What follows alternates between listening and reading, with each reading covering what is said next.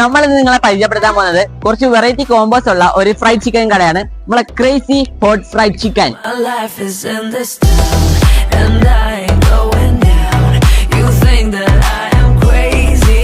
ഇവിടെ നല്ലൊരു വലിയ ഡൈനിങ് ഹാൾ തന്നെ സെറ്റ് ചെയ്തിട്ടുണ്ട്. നമുക്ക് ഫാമിലി പേഴ്സണൽ സ്പേസ് ഇവിടെ സെറ്റ് ചെയ്ത് വെച്ചിട്ടുണ്ട്. പിന്നെ അതേ കണക്ക് തന്നെ നല്ല വൈബ് ആംബിയൻസ് നമുക്ക് ഇവിടെ തരുന്നുണ്ട്. നല്ല ഫീലിംഗ് ഗുഡ് വൈബ് ആംബിയൻസ് ആണ് ഇവിടെ ഉള്ളത്.